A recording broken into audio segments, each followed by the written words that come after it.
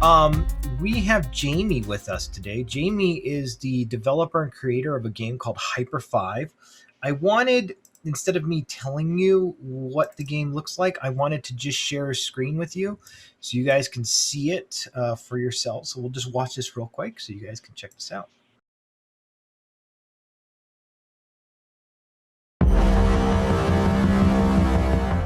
This is call sign Hyper-5. Contacting unidentified distress beacon.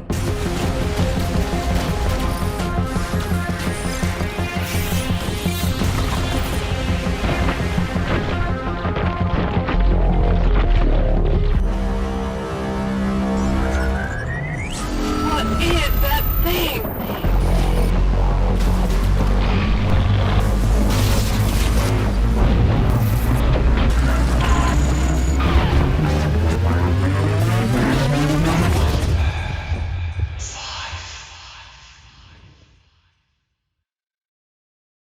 I'm going to pass the floor along to Jamie. Jamie, introduce yourself. Talk to us about what you built here. Hi, everyone. I guess we're all in different time zones. It's 5 o'clock here, so I'm going to say good afternoon to everyone.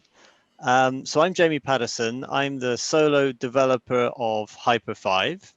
I've got a couple of little slides just to aid the conversation. Thanks for the positive feedback on the trailer. So just as we said earlier, if there are any questions, then obviously just pop them in the chat. I'll do my best to answer them. Maybe I can try and share my screen. I'm just going to try and share the right screen here. Here we go. We'll share screen 2. Okay, right. So I wonder if I hit this full screen, is it gonna go crazy, or we'll see. That's a good question. Okay. Can you see a big Hyper-5 logo? Yeah, yes, we can. All right. I see it whenever I close my eyes. I've seen it so many times. Okay. So about me. So this is my first time making a game. I'm a solo developer. I'm using Unity, as you're probably all aware. And this for me is what I would call, if I'm honest, a bucket list project. What do I mean by that? It's on the list of things that I want to do before I die. So lots of people get into making games for different reasons. But for me, it's something I've always wanted to do. So I've been working on Hyper-5 on and off for about 4 years. And I guess the key question you'd ask is how much time have I put into it, and that's hard to calculate because it ebbs and flows. I have to fit it around my my daily life. I have a day job, but I'm going to estimate I'm spending about 15 hours a week on it on average. That's where I think it's at. And I guess a lot of people would say, well, making a game is difficult. How is this possible? How can you fit this in with all your other commitments? Well, I have some advantages, I guess. The first one is I got some technical advantages. So I'm fortunate to have a PhD in computer vision, and I make a living out of 3D reconstruction. That's kind of the opposite of rendering, where we're drawing 3D graphics. I use technologies which capture 3D graphics from the real world.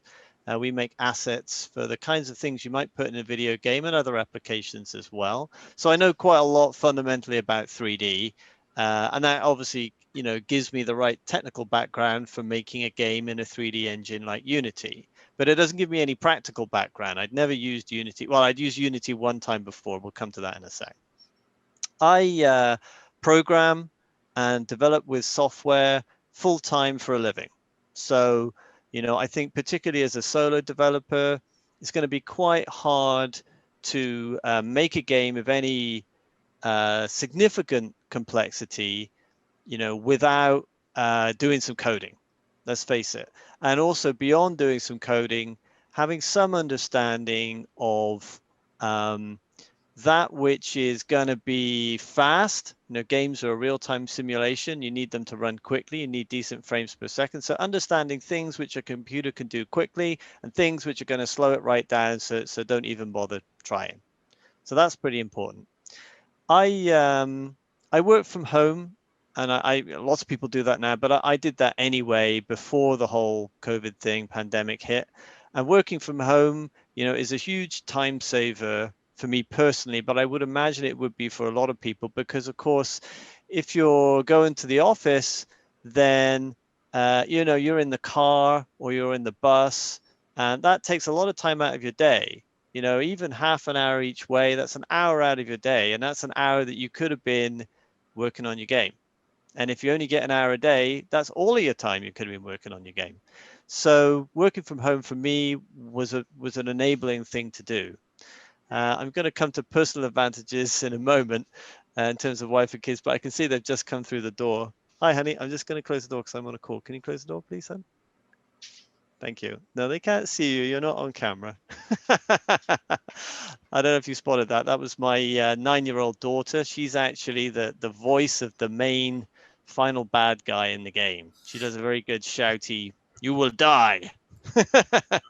Anyway, so I just from other projects that I've worked on, I have some experience working with some of I'm not an artist, but I have some experience in using artist tools in the sense of image editing, some video editing, and some sound editing stuff, just from other projects I've worked on. And again, that's quite useful. If you're a solo dev, then you're going to kind of need to some extent to be able to touch on most of those things. It's no good to say, I just do programming, I could never do art. You're going to have to find a way to get some of this stuff done yourself, even if it's not as good as you like, and it will get better with practice. I've also got some personal advantages. As I've said, I have a family. They're great. I love them to bits, but you got commitments there. It's time consuming. And the main advantage I have is my wife is a teacher, so she's busy marking papers or preparing in the evenings. So while she's busy marking away, I'm working on my game, and I don't feel bad because, she's like, "Hey, honey, come and watch the telly with me," or whatever, because she's working as well. So those things are enabling for me to work on this project and spend the amount of time I can. I've already said why. The simple answer is because I always wanted to. It's as simple as that. Other people may have other motivations, but that's mine. So I'll talk briefly about how I got started. And the first time I tried to fire up Unity, I think was in 2015. And I wanted to make a really simple air hockey game. I wanted it to be in 3D. So I just downloaded Unity.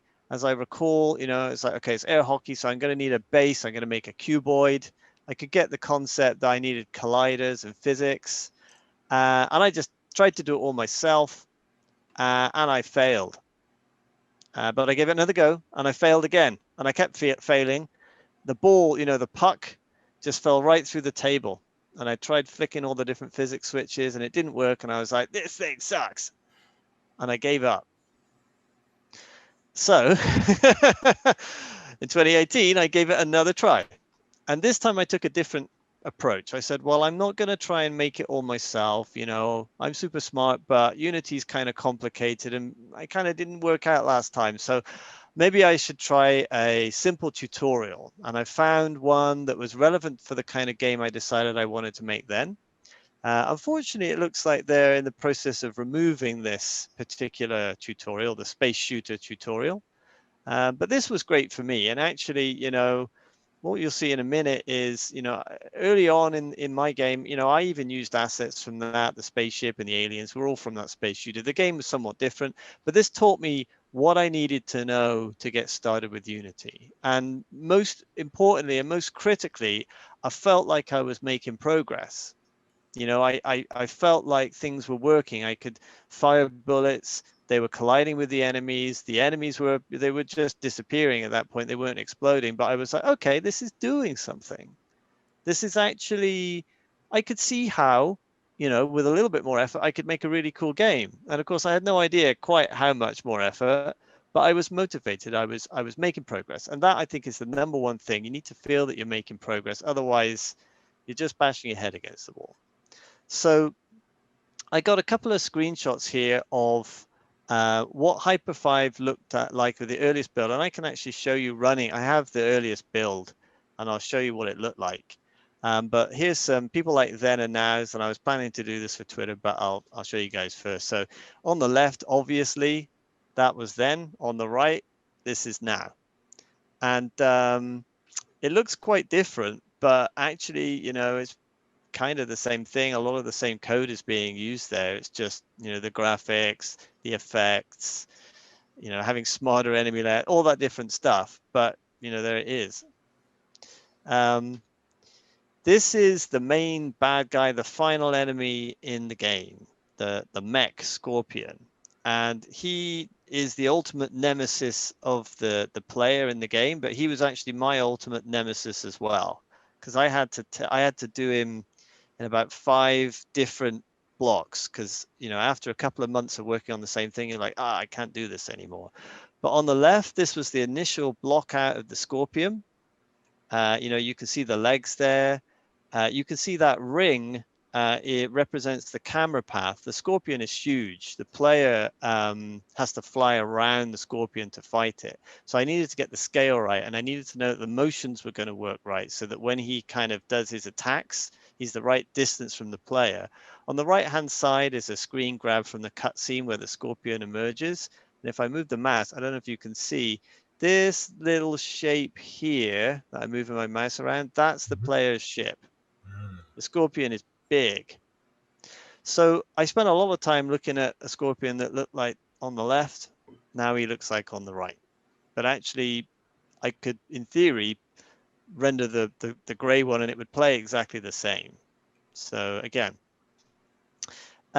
this moves me kind of into some general tips that I've picked up on, which I hope will be useful. I can't honestly say that I myself did all of these, but you know, I think these are good bits of advice. Starting small is a good idea. It's probably better to finish a small game, you know, something simple, Space Invaders or whatever. The tutorial, the space game. What I probably should have done is actually built that as a final packaged game product, just so I went end to end on the whole process, just to get something out there so you can be like, okay, this is what's involved. I've got the sight of the whole process, because finalizing it and turning it into a packaged game has some gotchas and some complexities as well. You know, white boxing it, I've already shown you, you know, the Scorpion here. So he was gray box, I guess, but you know, he's just a bunch of colliders and boxes at that point. I hadn't invested any of the many hours of building the shape of the Scorpion at that point, but it meant that I could confirm that I was pretty confident he was going to actually work and play okay before spending however many hours, I don't even want to add it up, but a lot, doing all the graphics, all of the effects, you know, all of the different things that you needed to make him really work. So in the early stages, don't worry too much about the graphics, just put placeholders in. And this is, you'll see this throughout games. I read a really interesting article about Last of Us 2, which is the most beautiful game I've ever played. And it was all about level design. And the screenshots they showed of the level design, all the cars look like something out of a PlayStation 1. They've just literally borrowed the assets from something else. They're not meant to look good. They're just there as placeholders to allow the layout to work. And you should do the same thing as well. Get it working, and then worry about beautifying it, because there's always scope to do that. Once you've got it working, of course, you can then get early feedback from, you know, your friends, and also most importantly, your not friends, on the features in the gameplay. Your friends, unfortunately, you know,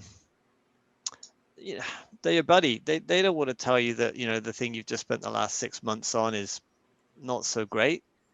You know, especially because you've been going to them every week and say, this is amazing, I'm so pleased with the progress. And then they play it and they're like, do you know what? I just don't think that's going to work. So this is why you need to get advice from people who are not your friends as well.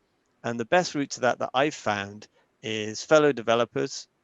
You know, usually they're a very friendly, constructive bunch. They want to help, but equally they're not afraid to tie it to your face. Look, I'm sorry, dude, you know, this idea where everything flips upside down and the aliens, you know, It's not going to work. It just doesn't, you know, I don't get it. My main bit of feedback, which I'm still working on, is people keep crashing into the ground. Maybe I need to turn off terrain damage entirely, but we'll see. Mm-hmm. This next bullet point here, backups. Every now and then on the Unity forums, Twitter, you're going to hear someone going, my hard drive failed, I lost all my project. Or kind of worse than that, you know, I clicked something delete, or I imported it, or I upgraded it, or something went wrong and now it all won't load. Help me, it's broken. You've got to take backups all the time, you know, as regularly as you can, get a backup process going. Unity projects are quite tricky to back up because especially as they get larger, they can be quite big. You know, I mean, my project now with all the various assets and all the rest of it must be about 70 gigabytes. So you can use, I mean, people beat that by orders of magnitude. But what you can do, you know, you can use source code control, something like Git, or, you know, even locally, that's useful for small text-based files. But you can do like a disk-to-disk copy. There are tools like Robocopy or rsync, which will just copy incremental changes. Even a single copy is useful as long as you're doing it regularly and you're like, right, everything's working now, point in time, make a copy. So, you know, stuff fails. I've lost count of the number of hard drives that have died on me over the years. Your hardware will fail and you will delete or corrupt or somehow change a critical file, and having that backup there is going to save your life. You know, you've got to have it. I've kind of didn't take this last bullet point myself, really, and I should have done, but getting ahead with marketing, you know, I mean, unfortunately, you put all this effort into making a game, but it's still difficult, even though you know it's beautiful and it's great. Getting the word out there, getting people to play it is a challenge all into itself. And to some extent, the sooner you can start showing stuff to people, the better. You know, there's a really good indie community, especially on Twitter. Reddit's quite good. Even Facebook, I've had some positive feedback there. Screenshot Saturday, it's great. One of the challenges is you do need stuff to show. And then once you get into it, there's this constant like, oh, I need a new video. I need a new screenshot. And the downside of getting ahead with marketing then is a chunk of that time that you would have been putting into making your game, you're now putting into telling people about your game. So you make the game more slowly. And, you know, that's what I found as well, right? You know, so it's tricky when you start that. I think whenever you start it, you're going to wish that you started it sooner. But when you do start it, you're going to realize that, oh man, this is actually pretty time consuming making all these videos and all the rest of it. So, you know, it's tricky. Competitions, you know, I've entered a few different competitions, you know, and I think that's good as well. It's good experience. You learn how to present the game. So, you know, when you're ready, when you've got something playable that you think is presentable, then get out there, do it. There is a lot of, what's the best way to put it? There is a school of thought that says, oh, you should never use other people's assets, particularly art assets. You know, that's an asset flip. That's terrible. I personally don't subscribe to that. I personally think that what matters is the end result. So even some of the main assets in my game, like the spaceship, are based on third-party assets that you can buy as well. And I've spotted one or two other games, you know, even on Twitter, I'm like, oh, I think they're using the same spaceship as me. But you know what? The gamers don't care. Maybe other indies are like, hey, you're using that space pack. But particularly if you can kit bash it or, you know, modify it, retexturing it, it's a great way to change what it looks like with relatively small amounts of effort. Then, you know, it's always going to be quicker to start with something and change it. That's what I've done for most of the models in my game because I'm not an artist, but I can modify an already decent asset. To do that, I'm using Blender, which, you know, everyone's familiar with. Number one tip with Blender, I would say, is particularly when they went from 2.7 to 2.8, quite a lot of the interface changed. And it's actually, you know, things like keyboard shortcuts and even what right click does. And it is mostly an improvement. What that means is a whole bunch of tutorials that were right for 2.7 don't work for 2.8. So, you know, you're watching this tutorial and you're seeing the guy pressing the keyboard, or the gal pressing the keyboard shortcuts, and they don't work anymore. So just be aware of which version of Blender the tutorial is for. That's what I would say. Substance Painter does cost money. The cheapest way, I bought it the cheapest way I could, which was on sale in Steam. I think I picked it up for about £80.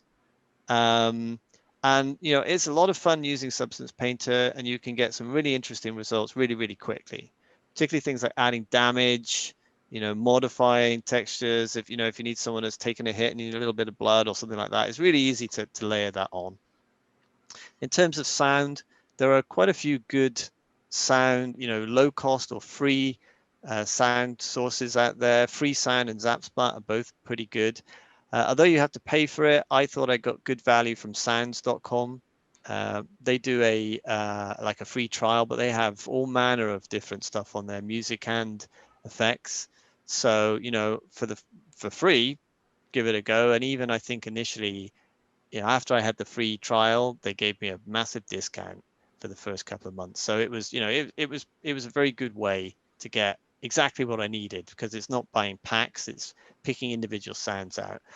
The final point is juice, which is a kind of magic term. There's some quite sort of well-known videos about juicing your game. I'll have to dig out the link, but there's one where they start with a very simple black and white Pong game, and it's really boring. And by the time they've finished, they've added in juice. It's like, oh my God, this game is amazing. I want to play that. And it's exactly the same game, but they've added screen shake, colors, particles, little bits of feedback here and there. And that's what makes the game really kind of shine, is those little details that really make it kind of, I was so pleased when one of my friends, was playing the demo, and he was like, hey, the little boosters on the ship, they've got bubbles now. And I went, those 4 hours making those bubbles was all worth it. Tips for Unity. Ask for help. There are lots of tutorials out there. You can Google XYZ, how do I do this, Unity, and you may well get good help. There's obviously the Unity forums themselves. People even ask questions on Twitter. And if you're trying to build up a marketing presence, then actually asking questions and getting a response is another good way for sort of generating noise. And people are, oh, this person's making a game. So, ask for help, but do a little bit of research first. People get fed up if you're asking very, very simple, obvious questions that, even a very quick Google, would solve. But there are some complex things to deal with in Unity. Don't be afraid to ask. My experience using Unity is, unfortunately, the larger the project gets, the more complex it is, the more stuff that's going on in your loaded scene, then the longer the iteration time is. What do I mean by iteration time? I mean, I make a change in code, and how long does it take until I can hit the play button and see the end result? And obviously, as the game gets more complicated, maybe after I hit play, you have to load a level, stuff like that. So trying to break it up into chunks, maybe even scenes, to try and keep it as compact as you can, I think would be, it's going to pay dividends in the long run. There is a new or relatively new feature of Unity, which I think they brought in midway through the 2019 cycle, which is to avoid what's called domain reload. And I think that would be a brilliant feature to use, except I'm on 2018 and that's fine. I don't want to move to 2019 this close to the end of the game. That's the final bullet point there. And finally, you do need to make some changes to code in order for this non-domain reload to work. But, being able to avoid 5 or 10 seconds of reload time, would be very helpful. So anything you can do to keep that iteration time down is worth doing. I've said here, upgrading to a new version of Unity. Unfortunately, Unity is a great package. I really like it, but newer is not always better, and that's certainly true of Unity. So you don't necessarily want to be the very first person to download that very latest cutting edge build. Let somebody else do that and report on the forums that now whenever you right click, the whole thing crashes. You don't want to be the QA team. You've got other stuff to do. So that's my general tip there. Assets. I have used, as I've said, quite a lot of third-party assets to make my game. Initially, I was like, hey, I like those spaceships. Hey, I like those aliens. Hey, I like that. Hey, I like that. And I went and bought them all. And then, a few months later, Unity sent me an email saying, hey, sale time, all these assets on sale. And I went, I could have saved 50% on, that what was $50 is now 25. So you probably don't need all of those assets right now. Make a list of what you want and wait for the sale. Save yourself some money. For me, the hardest thing to get right was physics. There isn't a huge amount of physics in my game. It's not a physics-based game, something like Portal. It's not like that. But I do use physics in it. When you fire a bullet at an enemy, if it hits, it's going to make the enemy slightly jump off course. It's all part of that juice to make it feel like they have an impact. And getting physics right was the single toughest thing. A bullet hits an enemy, it needs to bounce the enemy back, but the enemy then needs to return back to its original position because they're flying on a path. Stuff like that, getting that just right is tricky and is the hardest thing. And you don't have direct control over physics. You can influence it, you can speed it up, slow it down, reset it in principle, but it's not. That's the hardest thing that I found to get right, getting the physics side of things right. I've mentioned here input. I've not used the new input manager, which came in again, I think maybe in 2019. It might be great. I use Rewired. And all I can say about Rewired is it works great. Whatever you can think of, they got it covered. They've seen every possible conceivable input scenario that you can think of, and many you haven't. And it there are lots and lots of different scenarios where input becomes complicated. And all I can say is, I don't know why Unity didn't buy Rewired. I don't know why they made their own thing. But that's by the by. That's another point. And the final point, something about backups. Sounds like you've gone through that a couple times. Oh yeah. And that's all I got from a slide perspective. Good luck with your projects. I wish you all the very best. I don't know if we've got any specific questions in the chat. Let's have a look. Have we got the just real quick question right here. So how long do you think it took for you to pick up Unity? Well, I consider myself still learning now, right? I think the basics came to me during that tutorial. If you look at the comparison of my first attempt where I tried to do it all myself. I said, hey, I'm a smart guy, I know programming, this is going to be easy. And I loaded Unity and I just tried to do it. And knowing what I know now, because there's the programming side of it, and then there's understanding how Unity works as a system. Mm-hmm. And I think probably by the time I'd got to the end of that tutorial, I knew enough about Unity as a system. There's a notion of cameras, there's a notion of transforms of game objects, of mono behaviors, that I had the principles that, I could then start rationalizing how I was going to put together the game. When I tried to do the air hockey thing, I didn't know about any of that. I just kind of made some cubes and expected it all to work. And when it didn't, I got frustrated and gave up. So in terms of learning it, I don't know. I consider myself still learning it now. I think it's these things, one of these things where you'll always be expanding your knowledge. But probably by the time I had the first playable version of my game, I consider myself to have learned it to a basic level. Okay. Maybe that took 2 or 3 months. I don't know. But I was working on it part-time, Now, so when you started on Hyper-5, was there a point where you knew I'm going to publish this and there's no coming back? Or did you start working on it and you got to a point where you said, all right, this is going beyond a concept. I think I can actually finish this game and actually put it on Steam? So what happened in my experience is there was an initial phase of, because I'd had this negative experience of using Unity before. So there was a question mark in my mind, well, am I going to give this a try and it's just going to be a complete fail again and I won't get anywhere? When I got somewhere with it, and I got the tutorial working, then at that point, I think, I said, okay, I could see how I could make a game here. And I knew it would be a lot of work. And I didn't know if I would have it in me to stay the course for that amount of time. So it's one thing to make the game engine, and the basics are there. And I can show you, like I say, I have a very early version of it, the earliest version I have on record. I'll fire that up in a sec and you can see it. Mm-hmm. At that point, I said, okay, I could make a game. I could make Hyper-5. Well, I didn't have a name then, but I could make this game. But I wasn't sure if I would have the discipline to stick through it knowing that beyond simply making the core mechanic, you've got to make all of the art assets and all the other things that are required, sound, music, you name it.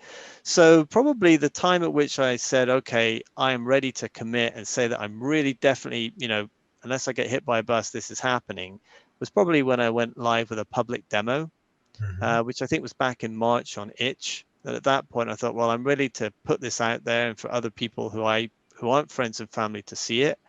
At that point, I said, okay, I'm ready to say that this is going to happen, for sure.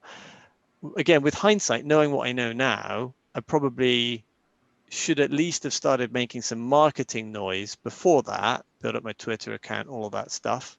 But up until that point, basically, it was only my wife and close friends who were aware of it, and I wanted to be able to walk away. If it didn't pan out, if I said, you know what, this is just not working out for me. And I'll tell you what, a couple of times with the Scorpion, it got pretty close. Oh, So it was only relatively recently, maybe about 6 months ago, that I was like, yeah, this is definitely going to happen now. I'm going to get this out there.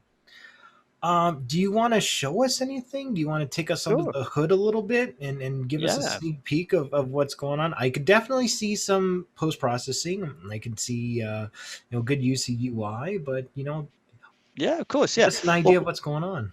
should we start just in case, maybe this would be interesting just to give people, Sure. again, if people are starting out, let's just have a quick look at the chat. So because I'm screen sharing, I can't see the chat. So I hope there's Okay, I'll keep an the eye on it. urgent question there. Yeah. So, right, here we go. So this is the earliest build of Hyper-5 that I could find. And really all it was that stage. This is the terrain. Mm-hmm. Which I kind of, as you can see, kind of hacked together, Right. with the circle tool. And there was, well, we'll see when I play it. All the assets were just pulled straight out of that space shooter tutorial. There it is. Mm-hmm. Mm-hmm. See the way the spaceship There it flies in? It goes. still does Yeah, that. Yeah. that's recognizable. Yeah. Now, where's the fire key? Is it enter or control or one of these things? There we go. Yeah. Right. So I could fire bullets. And at this point, one of the things that, and you can see, look, I didn't have decals at that point, but I could spawn little collisions, and I had the ability to make things flash when they impacted on them. Mm-hmm. Here we go. Here comes the enemy. Look, we've got a little bit of physics there. That was one of the things that I needed to sort out. They're flying through the terrain, but we won't worry about that. Mm-hmm. And note the way the camera kind of changed from on the side to top down. Mm-hmm. This is one of the tests that I wanted to do because I wanted to make sure that a key thing that the game does is, and there you go, now it's flying backwards. So that's about as far as I got. Nice. But here it goes. There you go. Yeah, they're blowing up real good. The key point here, though, is that if we look at the way the game's working, and you can see I've got something that I call the viewport.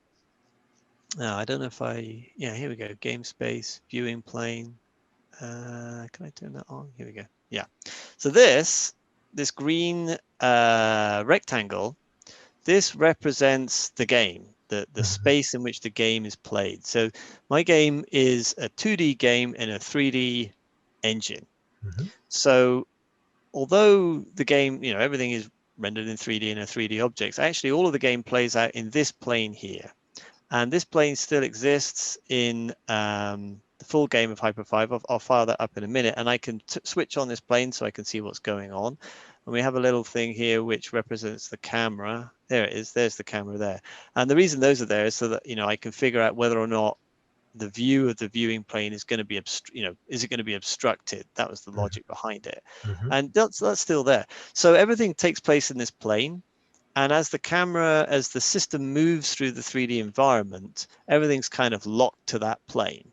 So that was the first sort of design decision, was to base everything around this viewport idea. One of the other early things that I got done was this notion of an object pooler, which at this time, so that we can rapidly, we don't have to create and destroy lots and lots of objects. Which I basically did because I took advice from forums online saying, if you're going to have lots of bullets, you don't want to be creating and destroying because there's memory allocation, that kind of thing. So with hindsight, I think maybe I kind of overdid that because I ended up pooling nearly everything. And that creates actually down the line for complex objects, things that have multiple parts, that creates some quite tricky problems when you've got to kind of reform them in order to reuse them. Mm-hmm. And certain things like physics, I mentioned before, physics is tricky.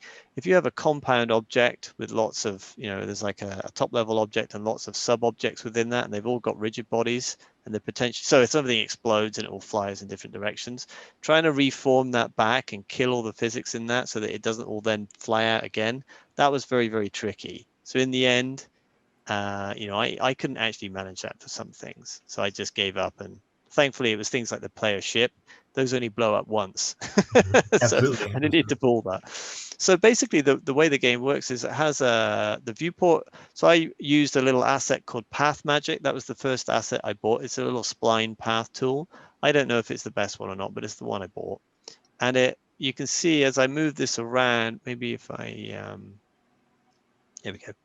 So if I turn off the viewing plane, as I move, as the system moves along the path, that's how we do scrolling basically. So we'll go back to the start. Here it is. So every update, we move a little bit along, and that's how we move around the map on a predetermined path. And later on, I added things like the ability to split and stuff like that. But that's basically how it works. But there are already some of the other elements of the game. You can see this little green sphere. That's the culling sphere. So some objects like bullets, even aliens, they can potentially fly on forever. Mm-hmm. So, when bullets go beyond that sphere, then they're culled because they're no longer needed as part of the game. So they go back to the pool. So those basic elements were there, at this stage, basically. And they're still there now. When if I pull up the full game, it says, here we go. Here it is. There's the viewport. There's the camera host, and this little thing here. There's the game space. There's my viewing plane. It's all still there. It's same principle, same idea. So yeah, this was the basic mechanics for the game. The next thing I did after that, I think, was work on some of the weapons. So the little you can get what I call outriders, so little things that circle around the spaceship and stuff like that. So that was probably the next thing I worked on, and those took a little bit of doing as well because they have to fly in and out and stuff like that. What would you be most interested? I mean, I can pull up the full game if you're interested. I thought it was just let's take a look at that. All right. While we're pulling up the full game, two quick questions. Sure. When making Hyper-5, which part took the longest? Was it the programming or the graphics, and which one was more enjoyable for you? Good question.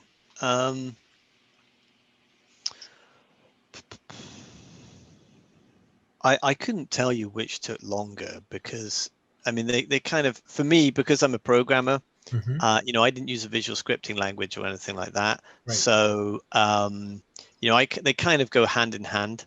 Even some of the animation stuff, is essentially programmatic using, I use something called DoTween, which is a tweening package. So, quite a lot of the animations that you see in the game are essentially programmatic. They're turning, like little linear interpolations of positions of parts of the ships and stuff like that. I would say that actually for me, the most bang for buck in terms of effort versus, man, that's cool, was sound. Because, sound, there is a bit of work involved, but for a long time, my game was basically silent. I was like, I know sound's important, but I'm going to do it later. And I got to the point where I was like, right, I better do some sound effects. And I was kind of not dreading it, but I was like, this is going to take a long time. But actually, that went pretty quick for many of the things I had to do. And it's amazing how much it brings it alive to actually have, to have some sound effects going on. I will try and fire up the game now. So normally we go into menus. So this is what Hyper-5 looks like when you just have everything switched on ready for build. and all the menus are up and all the other things. So that's not all that helpful. So we can switch the menus off. And then because there's no stage loaded, we don't see anything. What I can do, if I switch off the menus and we can pick a... So again, one of the things that you sort of develop over time is you spend all this time making menus that are super slick, and then you realize that you're going to have to find a way to skip all of those and just go straight to the game for development, because otherwise you're going to spend all of your time, messing about with clicking through menus. I'll tell you what, actually though, because otherwise it won't look the sound. So let's fire it up. Fingers crossed it'll work. I don't. My laptop will probably explode at this point. I'm going to put my fan on. It's hot here and my laptop tends to overheat pretty rapidly. Hopefully that won't be too noisy. Right, you can see right now, look, I press the play button, it's still loading. It's still doing it. This is what I'm talking about, iteration time. So version 1 that I showed you there, I press the play button, we're playing it. This version, I press the play button, still waiting. Here we go. There we go. So maybe the sound's coming out of a different thing. That's probably fine.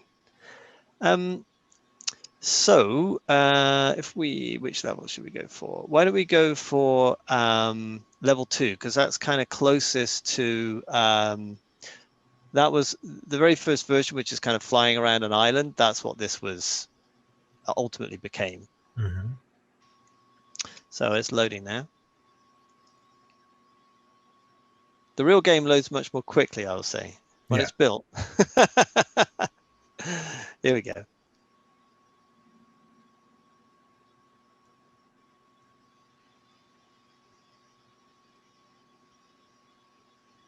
Fingers crossed. No, this is exactly how it's supposed to happen. There's performance anxiety. Fingers crossed it'll load. There we go. All right, little cutscene. Now, did you make your cutscenes using Cinemachine? I did, yeah. Okay. In fact, generally I can recommend Cinemachine. I'll just pause that for a sec. So periodically I see little forum posts about, you get the odd one saying, well, I kind of made a little camera controller and it's really cool. It'd be great to integrate it with Cinemachine. And the net result of all of that conversation is actually get rid of your camera controller and use Cinemachine. Use Cinemachine, yeah. Because in my game, everything is Cinemachine. It's great. It's very well supported by the, I forget the chap's name, but the guy on the forum. And it's really easy to use. It does almost everything you need. It's great for in-game. It's great for cutscenes. I'm only really scratching the surface for in-game because, at this point, all it's doing really is scrolling along. But it's a brilliant system. It's one of the best bits of Unity, actually, I'd say. Cinemachine just rocks. Okay, so we're paused. So let's have a little look at what's going on. So in no particular order, what am I using? I'm using vegetation. In fact, if I, can I pause the game? Oh, we're going to have a menu. Okay. Cheat mode, very important for testing. I'll just pause it here. So you can see some trees and such like in the background. Yes. That's using, when I pause, they disappear, unfortunately.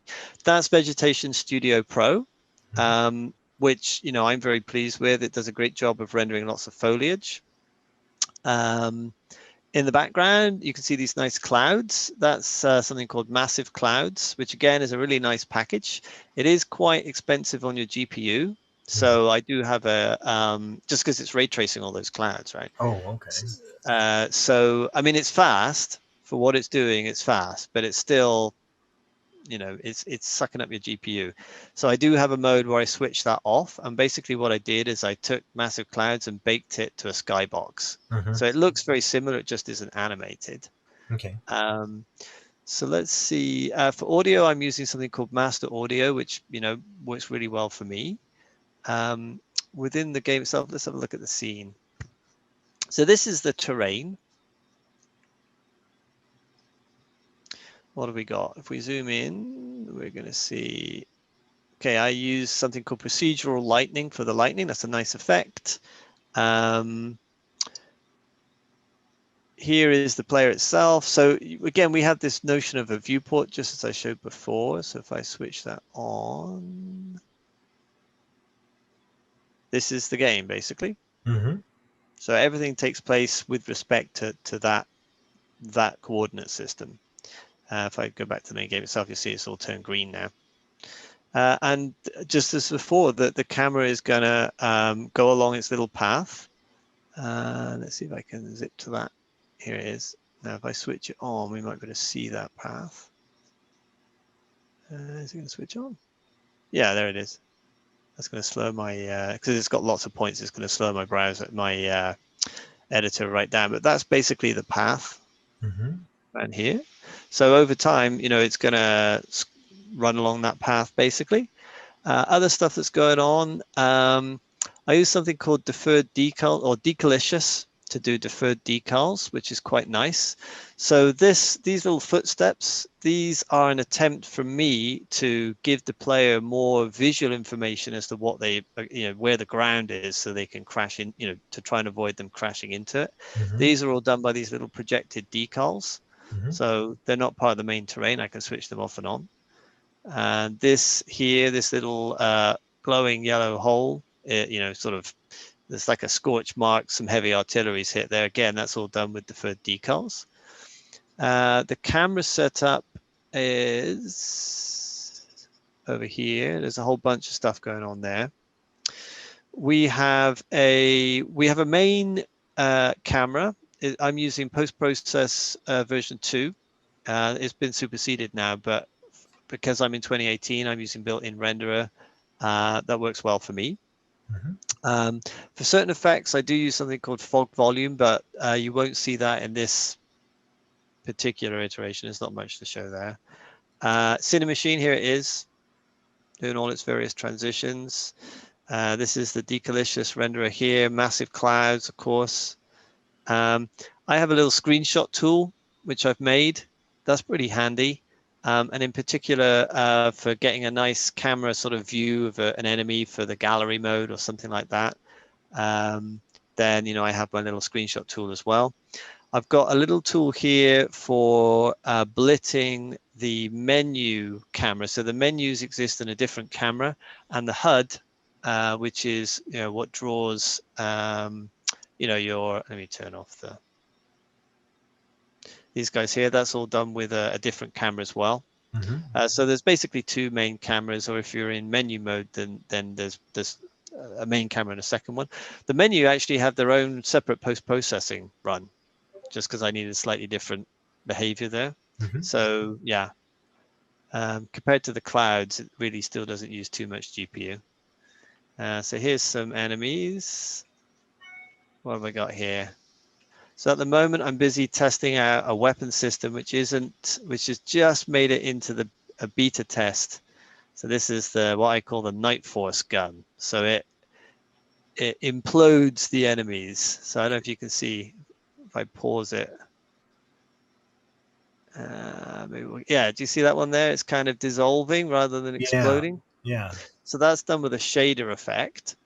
In fact, almost all of the enemies in my game are rendered with one shader, which I call Mega Shader. Maybe I can show you what that looks like. Here is an enemy. Okay, so here, this enemy, where's he gone? There he is, this little guy here that's flying past. What has he got? Well, he's got some colliders, as you might expect. Maybe more colliders than were needed, but at the time, I was like, well, I'll add them in. I didn't know how precise I was going to need the collision. He has a path that he goes along. So just like the viewport runs along a spline path, so do many of the enemy ships also run along a spline. We've got a joint anchor. So the way that when the enemies get hit, if they don't explode, then they bounce back a little bit if you give them enough force. And that's what this rigid body is for in this joint anchor. We have here where's it gone? We should have a configurable joint somewhere. We use these a lot in VR with drawers. Yeah. So somewhere in there should be. Oh, here it is. Yeah, configurable joint. So this just allows the ship to be slightly knocked off its path, and then it uses a spring to kind of put it back. So we just want a little bit of like, you get hit, you bounce a little bit, and you bounce forward. That was tough to get that right, and particularly to reset the joint in an object pooling context. Here's my enemy ship. There's all kinds of different stuff going on there about what explosion to spawn, whether they have an engine effect. So you can see they have a little booster thing going on here. I have here what I call simple movement.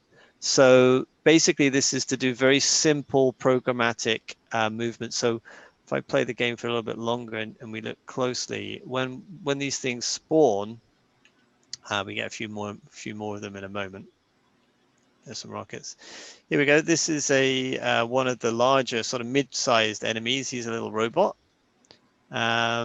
He is partially animated. So, you know, I bought a little asset, did a little bit of customization, and he came with various things like shooting. And then I used Final IK to adjust those animations to fit. So he had a shooting animation, but he didn't shoot up.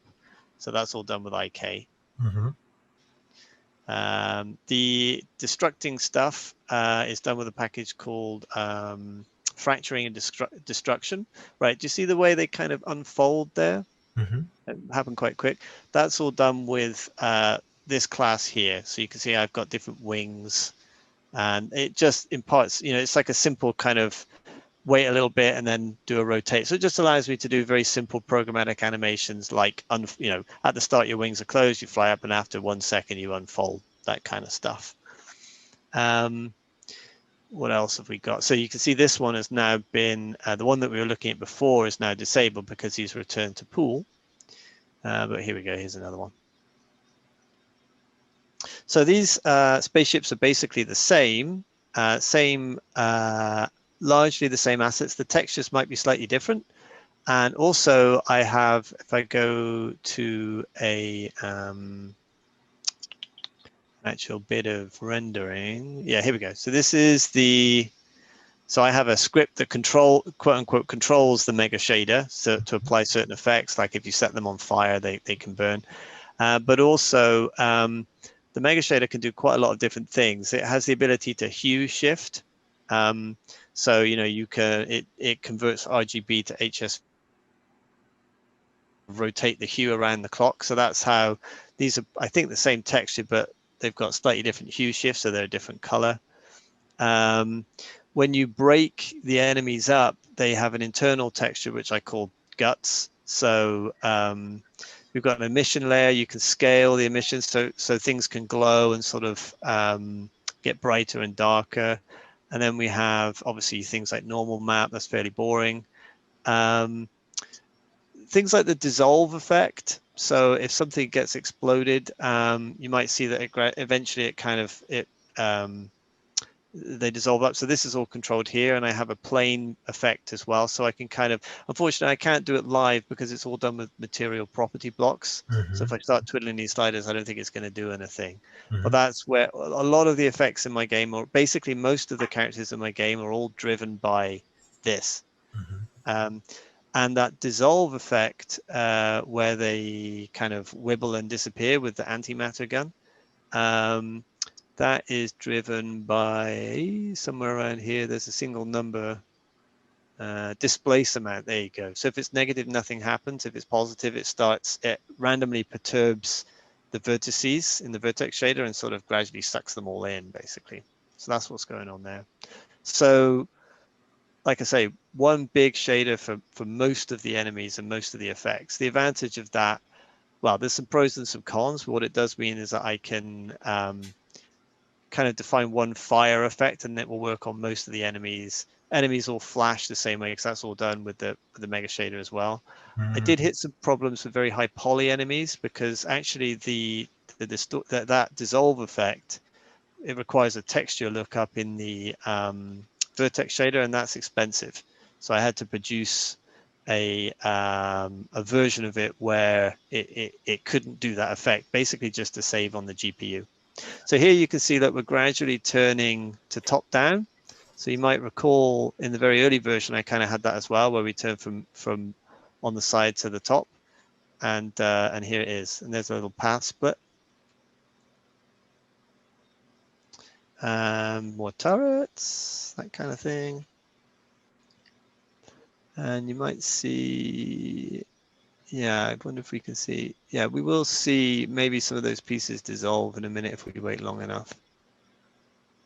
There you go. Do you see that sort of yellow burn up effect? That's all done with the mega shader with the dissolve effect. And that's all based on looking at the standard asset package that Unity provided. They had a dissolve shader. And I said, well, how does that work? And it's basically like a alpha mask shader with a texture lookup and a cutoff. So I'm using Nature Manufacture River Auto material which provided a whole lot of interesting, cool water effects and these waterfalls. This sort of aqueduct is based on I think it's called Fallen Ruins asset, which is meant to be a kind of church or monastery, but I kind of borrowed little pieces of it, put a few rocks in it and ran a little stream along it to make my aqueduct. And as we come along a little bit further, some more effects. So I use, there we go. So another cutscene. So this is from the same robot pack, but he's got a few different options in terms of his backpack and things like that. I kind of modified him to have a booster at the back. And if we use conventional weapon, oh, here he is. I should, if all goes to plan, be able to zap his legs off. There you go. So obviously the asset that I purchased wasn't destructible in that way. So in order to do the kind of legs being blasted off, I had to take the original model, load it into Blender, do some tweaking, and then I used my fracturing and destruction package to destruct just the legs. And then within his, again, it's a little subtle detail, but as he flies around, all right, let me see if I can show this in the scene.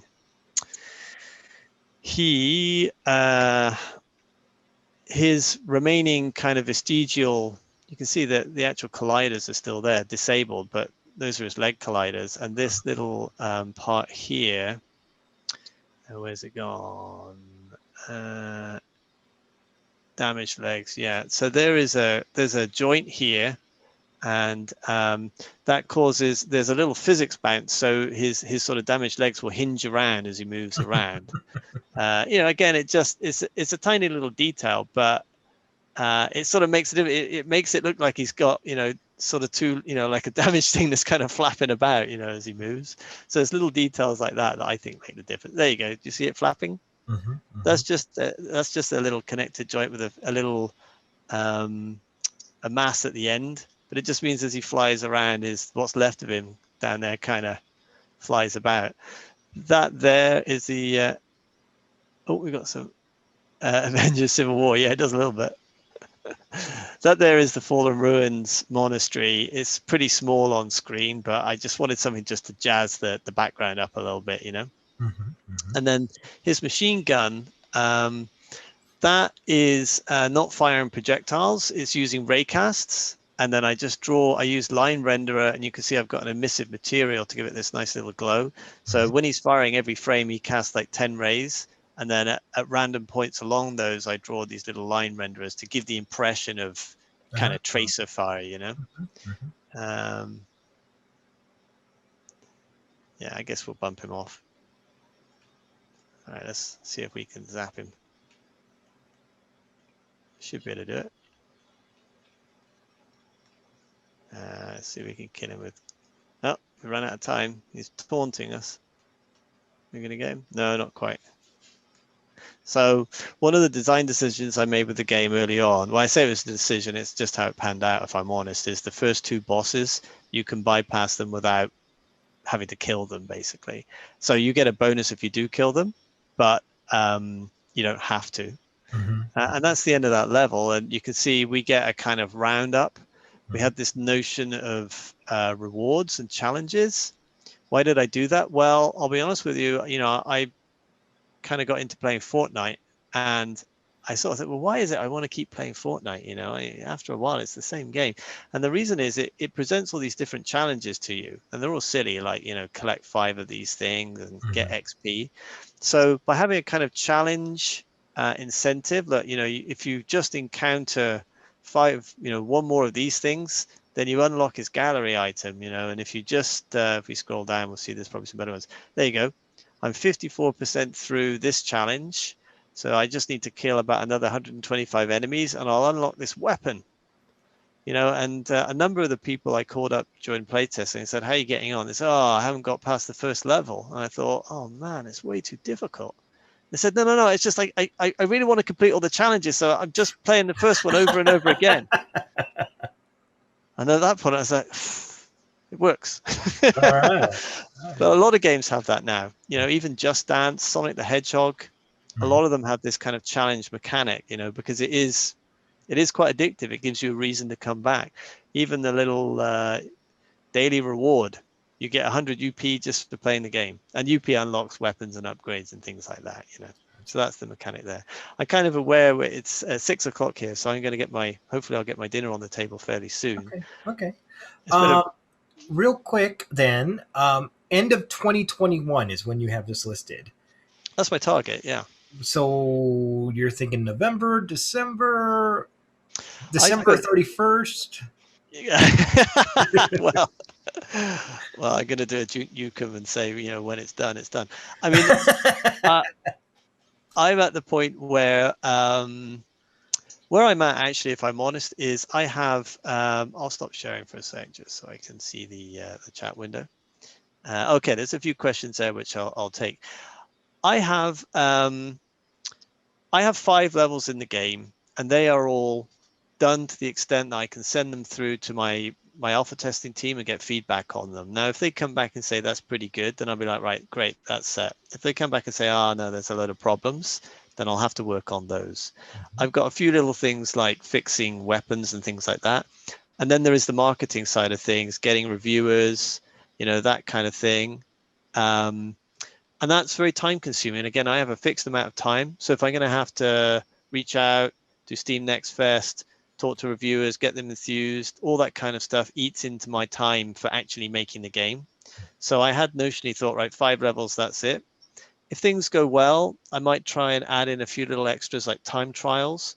I've had some positive feedback about the soundtrack, so for which I can't take very much credit. I might try and add that as a little separate downloadable soundtrack, you know, as a little bonus. But most of the game, to a first approximation, is there. And I've given myself, you know, 4 months to do what I can to promote it and get it out there. But I'm just one guy working in my spare time. You know, I don't have a huge marketing budget. So, you know, we'll see how it goes. But I'm pretty confident that if I want to, I'll be able to push go in December of this year. I would have thought so. Something like that. I don't see any blockers, let's put it that way. Okay.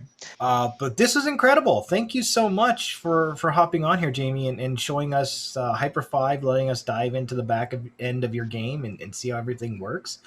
My pleasure. It was absolutely fantastic. Let's see. Yes, everyone, enjoy your dinner. Thank you guys for hanging out. Everyone who missed this, I'll put the recording up. Jamie, do you want to say anything before we end this meeting? Well, I just want to say thank you all very much for your time. I hope it's been an interesting conversation. It would be rash of me not to at least take the opportunity to post the Steam link here. So I put that in the chat window. Good idea. Do feel free to wish list it if you like. And I wish you all the very best with your own personal projects. It's a very rewarding thing to do, but I won't lie, you know, making a game, whatever that game is, to make a good game is a lot of effort, but it is a fun and interesting thing to do. So I wish you all the very best.